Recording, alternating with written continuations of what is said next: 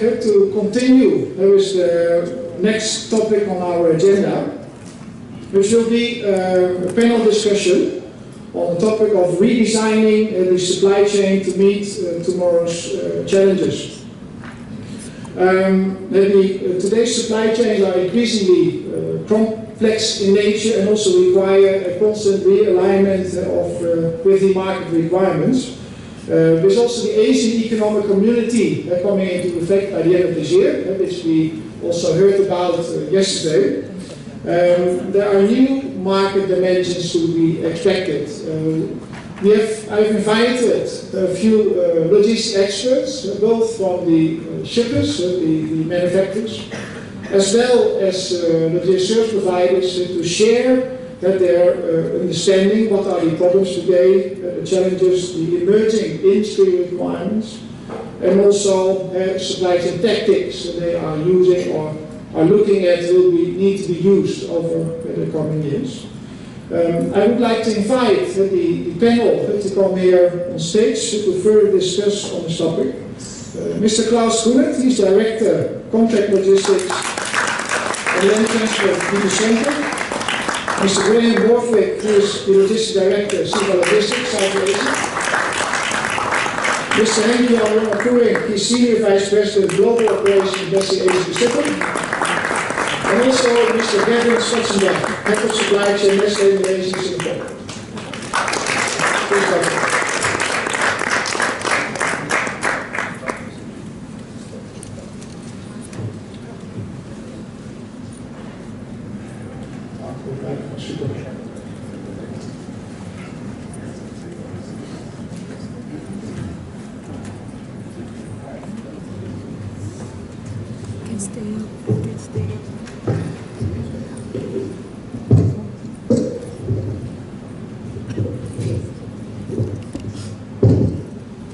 Right, good morning. Welcome to the panel.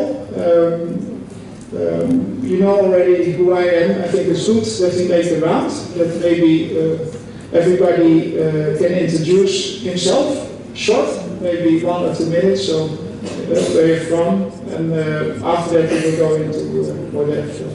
First of all, Ms. Gavin.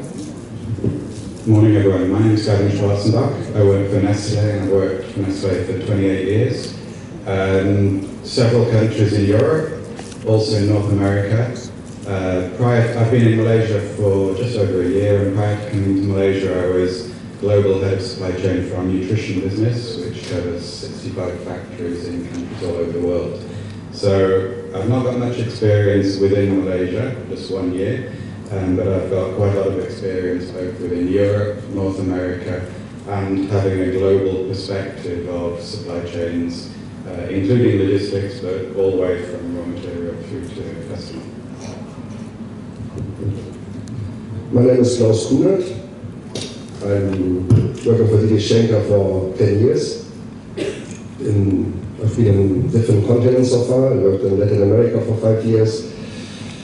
In the sub-Saharan Africa and in Malaysia for 1.5 years now, so more or less in the same situation as my neighbor and customer, Gavin. Previously I worked a long time in Spain and Portugal for an automotive logistics provider. And the other background is actually what Marco also mentioned, military logistics. So I've been for 10 years as a logistics officer at the German Air Force. Morning, my name is Borthwick. I'm with Civil Logistics, looking after our contract logistics business here in Southeast Asia, which covers Malaysia, Singapore and Indonesia. I've been in Malaysia now coming up for a year, in Indonesia for 3 years with Civil previous to that. I've been in third-party logistics for about 6 or so years. Before that I spent a long time on the tech industry as a customer of third-party logistics, so seeing the perspectives from both sides. Good morning, my name is Henk and Poerink. I work for a Dutch company called Basic. Not many people know it, but if you have a smartphone, 60% of your phone is made with our machines.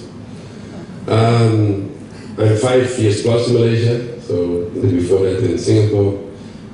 And more or less we manufacture machines in China over here, and we ship those machines to all our end customers and you know most of them. It's the famous names as like Intel, Samsung, but also their suppliers, like Foxconn and these kind of people. Yeah. Thank you, Henk. This panel discussion we talk about redesigning the supply chain to meet tomorrow's challenges. So what are the most important challenges for your industry in Nestlé, Gavin? I think we've always had a key focus, which is to provide nutritious quality products at an affordable price for consumers. Now, if we look at the position today within Malaysia, with GST, and now with the devaluation of the ringgit, then I think the value for the consumer is of key importance. So, yes, quality, nutrition, good food is extremely important, and that will never change. But in the economic climate, if you look at the consumers of Milo, the large number of Malaysian consumers, for us, value is extremely important. So when we're in an industry and in a market where growth is maybe less than it has been in the past, my view coming in is that maybe a lot of the focus in the past has been on supporting growth, and now with a slowing economy, the focus needs to change more on value. So they're the first two main priorities. The next, which I think is for everyone, is when you go into a shop, you want the shelf to be full, you want to be able to pick the product, and you want it to be fresh. So therefore, good management of inventory, good availability of product, good management of all the downstream supply chains, so all the outlets are full of product. So those are our supply chain focus. All right, thank you. Basi is a whole different business, and not the food business, thank you. What are your most important challenges for you in the coming 5 years? Well, 5 years is in our business very long. That's the first challenge. Because as you can see, look at Nokia or these kind of companies, this business is really fast-paced. So one of the things that we have is a problem is that our market is very cyclical, and the peaks and let's say the bottom of that cyclicality is getting higher and shorter. So the cycles get shorter, and so you have to be able to ramp up from 0 to 1,000 and from 1,000 back to 0 in a very short time. And that is not only for my company, that's also for our competitors. That is putting a huge burden on the supply chain, both in our suppliers and in our logistics service providers. I think that will be our main challenge. The other challenges like GST and ringgit, actually ringgit is good for us if you make a product here. To be honest, it's not bad for us. But keep the cost then from outside Malaysia under control, because that will be pressure on that one. And third will be, I think for us, flexibility in every way we do. And that's including sustainability, but also cost of ownership. I heard that, that's great. I think that's what we do. But flexibility in people, resources, in offering the product. There was an interesting discussion over there that you say you cannot offer cost to a customer, but we had with an interesting company, we did everything by plane. And this company said, if you take some safety stock, which costs money, correct? You have to do safety stock. We can make sure that within a certain time we get these things by boat from China instead by air. And they made a calculation for us, and we did that, and it saves a tremendous amount of cost. But besides that, in the quotation and in the things that they brought to us, they also told us how much carbon footprint we would have less. And on top of it, they helped us on packaging, that we have the packaging that comes in is used by sustainable wood and is being reused for the product that we send to our end customer again. Yeah, so that is extra service and cost of ownership and flexibility that they have shown. So that's what it is. Thank you, Henk. If you talk about the logistics players, so what are the most important challenges for the logistics industry? We have two logistics players, Siva Logistics and also DB Schenker. Graham, what is your perspective on the opportunities and the challenges? Thank you. I think we talked about logistics 3.0, but one of the main challenges, as Gavin says, is still offering value to our customers. How do we drive efficiency? Particularly in this part of the world, it's a very labour-intensive part of the world. People are used to just throwing people at logistics, and it's how do we change such that we take advantage of automation, take advantage of efficiency, and really do logistics 1.0 correctly. I still see that as a challenge here. I think as I look at our customers, I see our customers' expectations rising. They're starting to see Southeast Asia as an area of growth. They're seeing Southeast Asia as an area of opportunity. And they're bringing in people with some of the more mature market models and things like that. So understanding what our customers are looking for, driving the value creation that we do for our customers, that's clearly a challenge. And then the third area that I see is a perennial challenge for us in this industry is about talent. How do we find the right people? How do we train the right people? How do we make this business an attractive business for people to come into so that they see the opportunity in logistics and they see some of the challenges that we have? Because I think we still do face a bit of an image problem as an industry that people see logistics as moving boxes in warehouses as driving trucks. And clearly from events like this, we see that it's much more than that.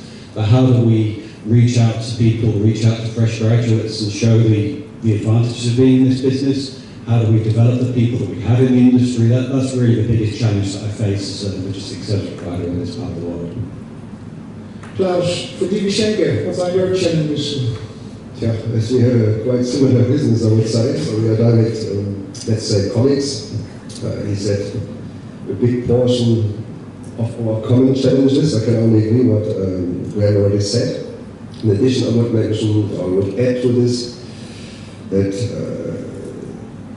two major changes or challenges we expect for the next years is obviously the impact of the ASEAN community, so that the exchange of goods will be easier between the countries. So we expect considerable growth during the next years. And, but more challenging than this, I would expect is accommodate the needs of my customers or potential customers, especially what Henk also mentioned, extremely rapid changes in the market and the change from pull to push, or from push to pull, the other way around. And it is expected today that the logistics service provider is able to cater with an appropriate IT system to manage these quick changes. So quicker information, we have to be integrated, we need to be totally connected also to the customers in order to serve them properly and be able to join these quick changes, which actually has a big money impact, financial impact, but especially the electronic industry, everybody knows. You have a new cell phone today, in 2 years it's totally obsolete. A company which is extremely successful today, like Nokia, that has 65% market share on cell phones, some years later they're gone. Because if you're not on top always, it's not enough to perform efficiently an accurate service every day. I think we have to be very quick in adjusting to the new challenges, especially on IT related. So you're mentioning AEC, the rapid changes that are facing the logistics industry, and also the importance of integration.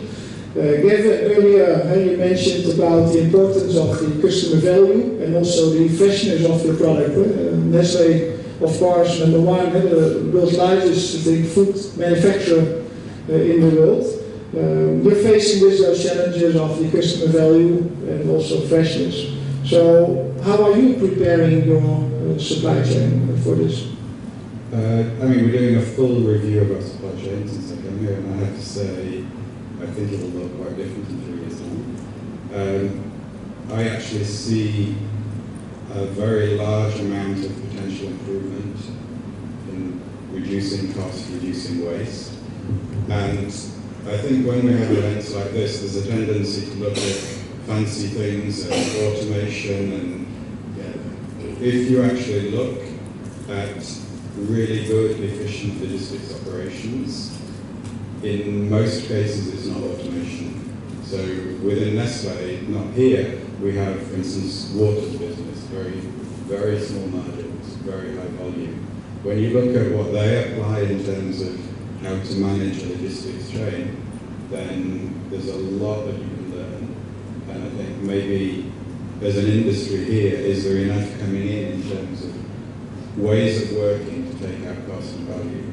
An example would be pallet height, simple thing, there is no standard pallet height in the market. Countries that have implemented a standard pallet height end up getting 20 to 30% more product in their warehouses than ones that haven't. They end up filling trucks much more easily and fully than where you have all different heights and you can't stack and so on. So a simple thing like that can drive waste out of the value chain. It can improve sustainability by reducing the number of trucks, reducing the size of the building. So whether you have, solar panels on the roof or not, smaller building or fewer warehouses or better density, and that then brings value to us as customers that we can then pass on to consumers. So I really think there's a danger to get sucked into the nice sexy things and to say logistics 1.0 is done. When I look here, I think it is far from done. And if you actually do that well, you will get a lot of the other elements as well. Yeah, so logistics 1.0 is sort of a lot of steps still need to be made to make efficiencies throughout the supply chain much further. I think the role of collaboration maybe will continue later on one of the other topics. Henk, how are you preparing your supply chain? Yeah, for us, like I said, flexibility is very important. So we try to put flexibility in every aspect of our supply chain. That starts with flexibility in design, for example. So we try to design together with our suppliers. That can be on the product, it can also be on the supply chain or on the logistics service. We worked with suppliers, of course, that we outsource more of our on a higher level. So in the past we will build much more ourselves. So this one we will outsource to, let's say, companies as close as possible as the cost will allow them. That will also minimize then your logistic efforts and your logistic costs. We try to bring everything from Europe, because we're a European company, to Asia as much as possible. That has many benefits. Cost is always the main driver, but once you do that, you realize that there's other benefits, like environmental benefits. And the third one is when we see our shipping and logistics, because I realize many of you are in logistics and shipping in this forum.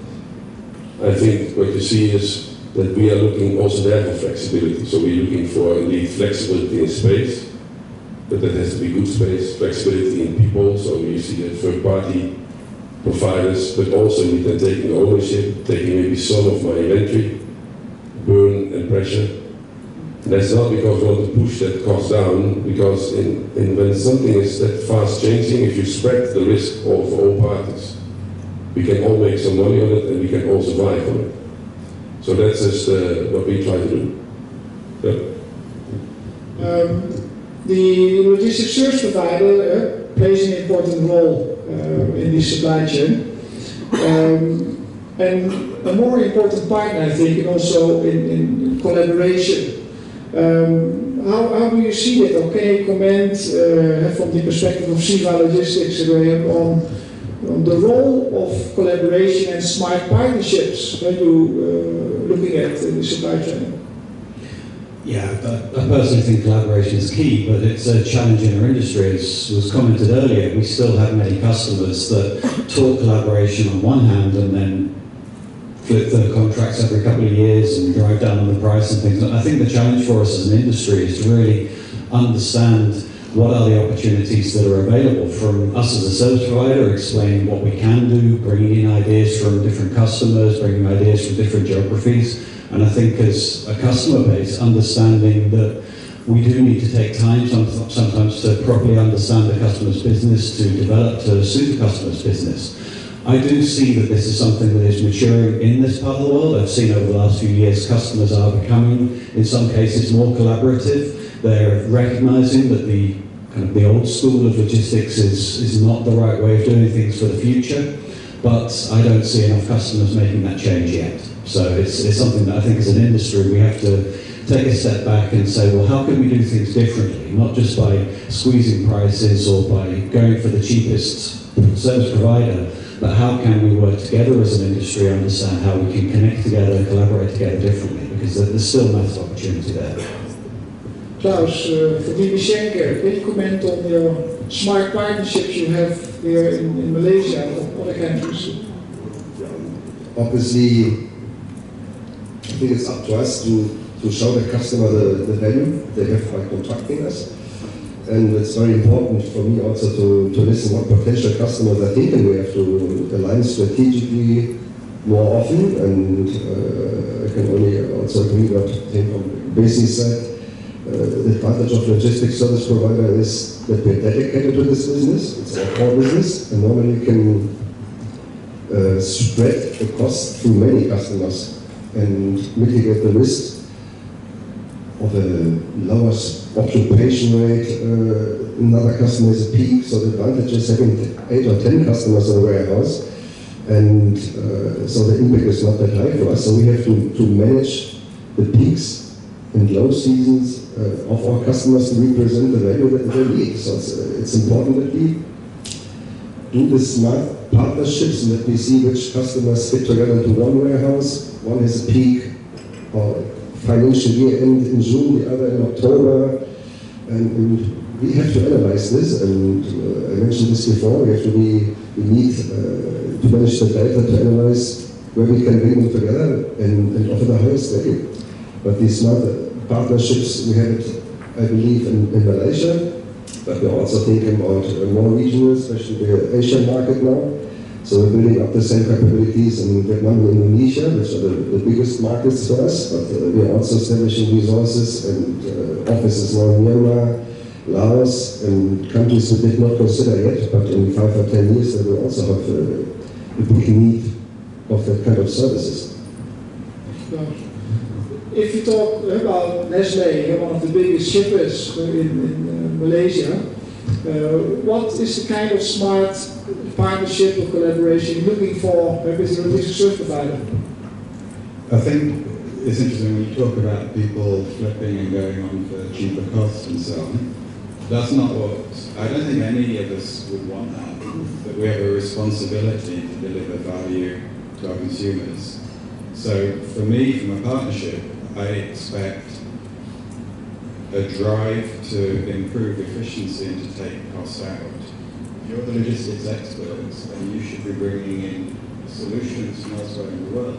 And if we don't see that, and if we just have a contract which is this is the rate, and then somebody else has a contract with a different rate, then you're just shopping on rate rather than the service which is being bought. And I don't want to offend anyone, but I do believe that it's not advanced enough here in terms of bringing in improvements, logistics improvements. We're actually bringing in from other Nestlé markets ideas and improvements and trying to get them implemented here. And we're not a logistics company. So I think that is the sign that says, maybe the focus has been, we're growing, the market's growing nicely, people are making money, so therefore the focus has not been on that. With a slower growth, there's much more focus now, has to be on probably cost and efficiency. And maybe the industry needs to learn and needs to bring in ideas from the outside. And I felt Singapore would be more developed. My experience going down to Singapore with the logistics companies there was actually very similar. So I don't know, I'd be interested in your views, but that's certainly what I feel as a manufacturer. So in the collaboration, smart partnerships, high demands on the logistics service provider, and they can do much more than what they are currently. Do you share the same, Henk? Yes, I think, but you cannot. There may be a problem, of course, is that when you compare to Europe or compare to.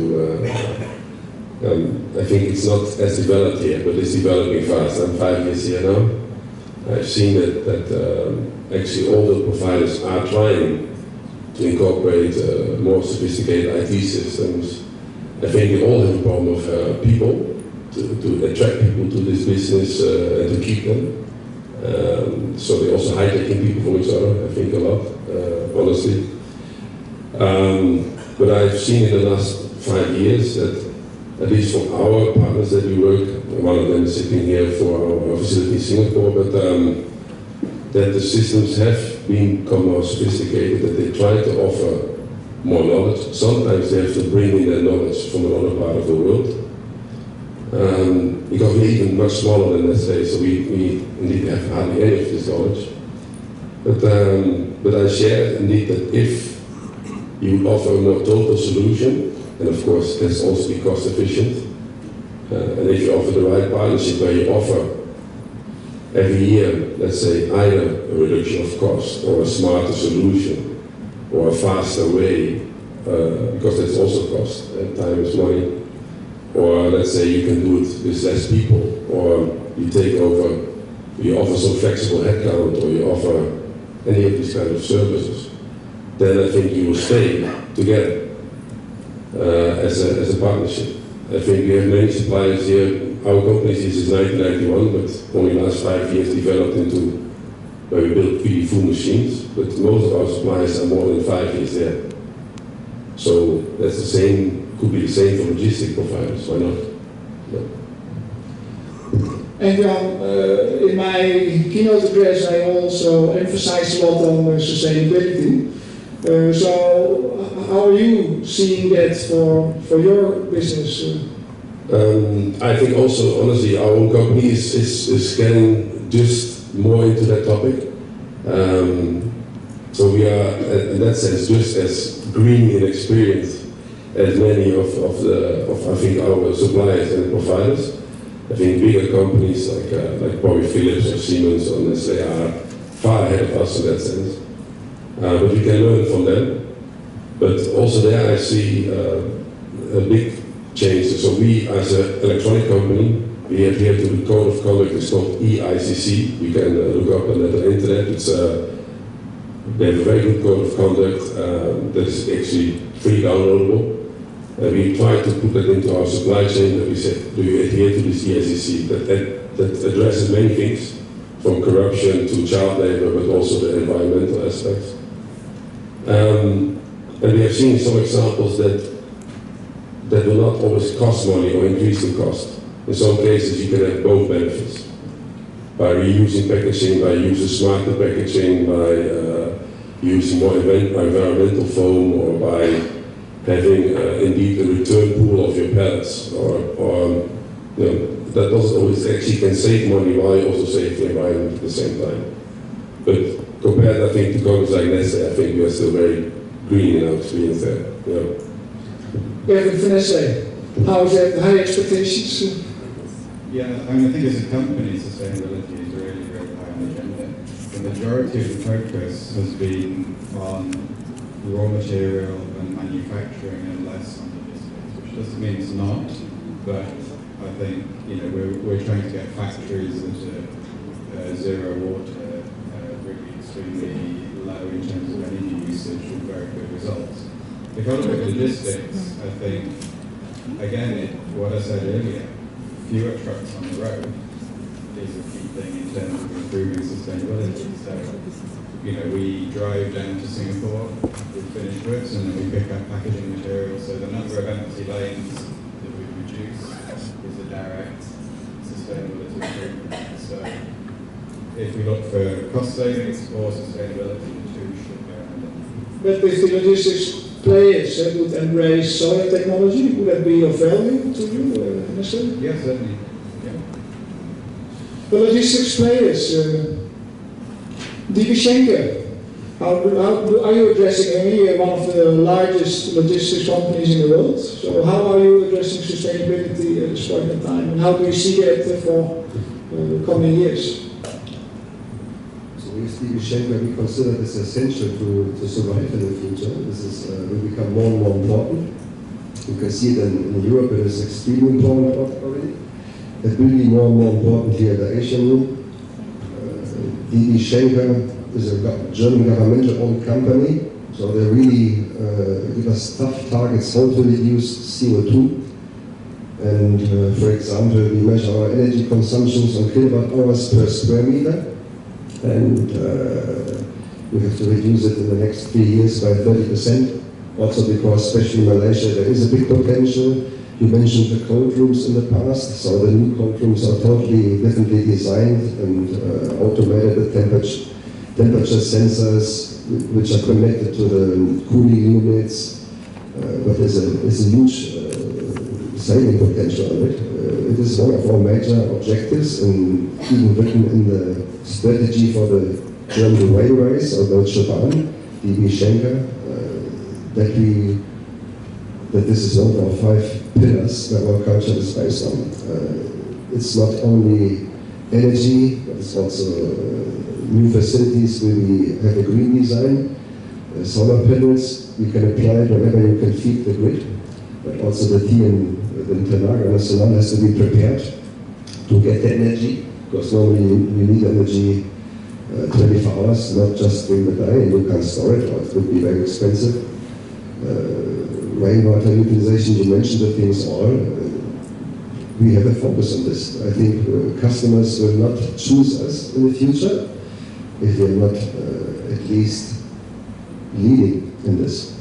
Thank you. Graham, for Siva. I think it's very similar to Siva. I think that a lot of the focus on sustainability is just good business sense. You know, as Gavin says, if the truck is driving back empty, it's bad for sustainability, it's bad for business. And so for us, it comes down to how we design the business, the buildings, it's how we optimize the networks that we're operating. It's clearly a focus area. I think there's a lot more that we can do. There's a lot more mature focus on this in certain parts of the world that we're still bringing into the sort of Southeast Asia area, but it's definitely something that I see becoming higher on the agenda in the future as we have to improve things. Thanks, Graham.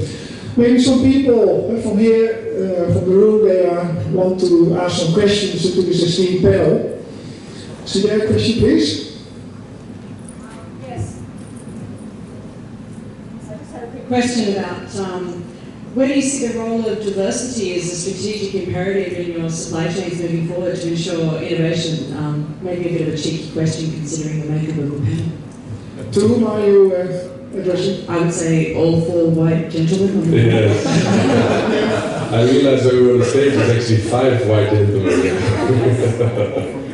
But I bring 2 of my staff, and there's 1 Chinese Malaysian, 1 Indian Malaysian, a woman and a man. So one is director of purchasing, the other one is the manager of the planning. I guess it's more with regards to future supply chains and ensuring that that's given a role in development in the region. Yes, but I think it's, if you look at, for example, the EICC Code of Conduct, and someone said the brand has to push it. This is something that is embraced by companies like Apple and Samsung, and they are pushing it. You know, I don't know if we would move at the same pace if they would not push it. So it's true that if the big brands push it, then you will adhere to, otherwise you get problems. For us, diversity, I think, is our company very normal. We want that everybody has to have the same opportunity, same chances, and we do it also to our suppliers.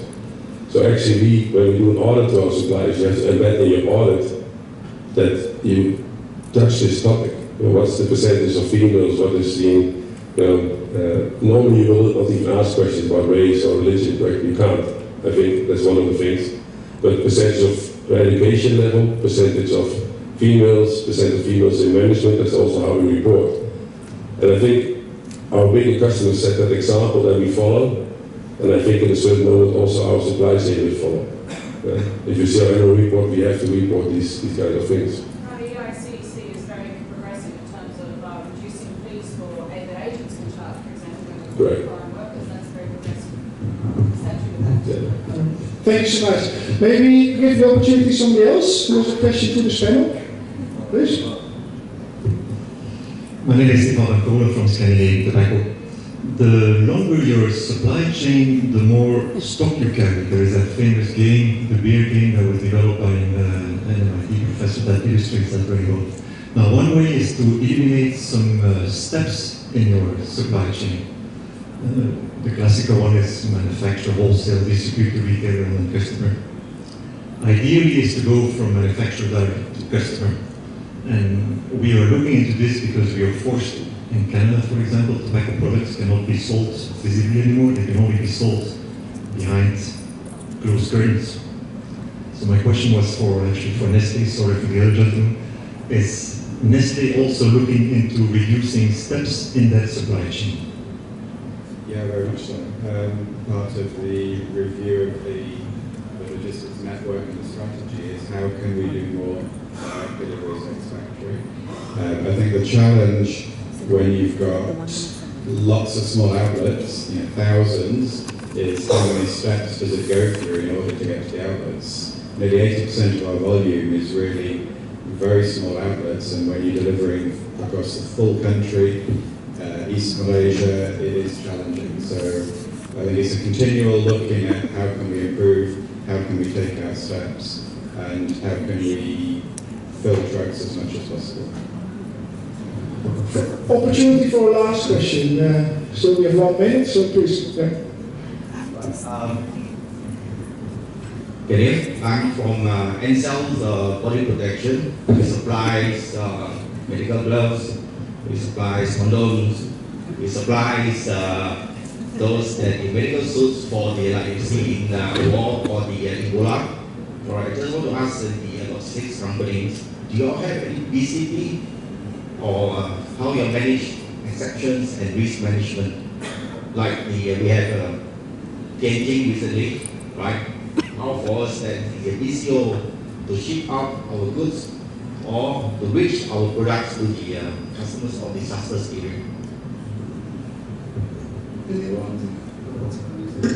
Sure, I'll take this one. We don't have a huge amount of experience with sort of disaster logistics and things like that, but when it comes to BCP and business continuity, yes, it's very much on the agenda.